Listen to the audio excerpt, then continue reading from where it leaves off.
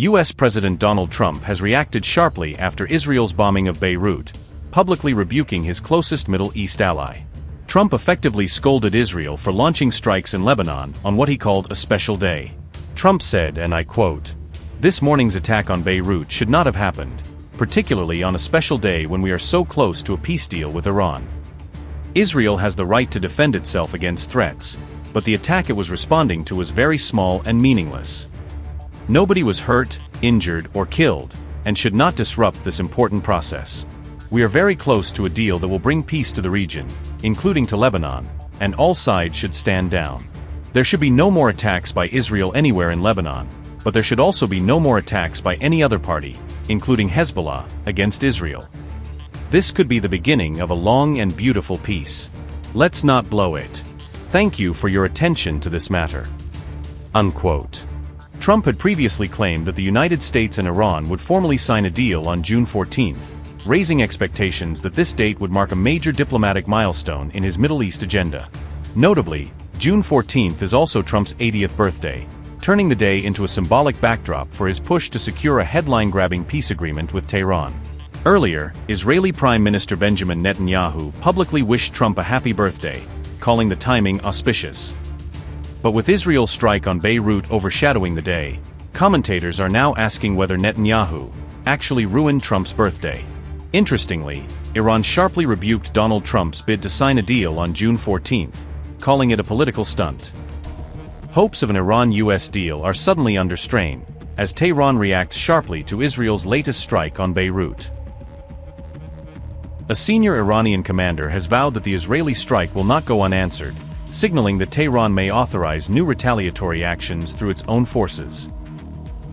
Mohammad Jafar Assadi condemned the attack on Beirut's Dahiyeh district as a renewed provocation, framing it as a deliberate attempt by Israel to sabotage emerging ceasefire understandings. An Iranian lawmaker has now demanded that Israel be punished before Tehran even considers finalizing any agreement with the United States. Ebrahim Rizai has once again taken aim at Israel in fiery language after the Beirut bombing, using social media and public statements to urge a strong response. This is the same lawmaker who previously warned Israelis to watch the sky just hours before Iran launched its own strikes. Iran and Israel already exchanged fire on June 7th and 8th, after the IDF struck targets in Lebanon, turning that earlier bombardment into a cross-border confrontation. As Tehran raged over those IDF strikes, Israeli officials publicly stated that they were fully prepared for an Iranian response. Israeli officials told Channel 12 that they were prepared for all possibilities, trying to project readiness for anything. Tehran has repeatedly maintained that any long-term deal with the United States must include an end to Israel's war on Lebanon.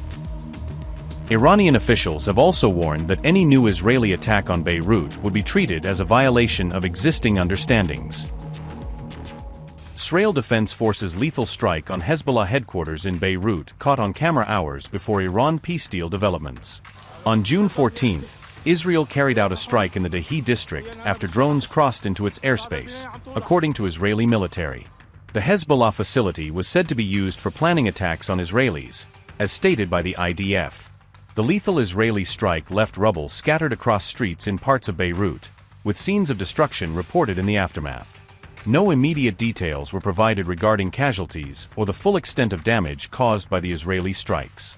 Prime Minister Benjamin Netanyahu reportedly ordered the response as regional tensions escalated once again. Netanyahu and Israel's Defense Minister Katz confirmed the strikes in a joint statement following the operation. The Beirut strike has further shaken the region just hours ahead of key diplomatic talks linked to Iran-related negotiations.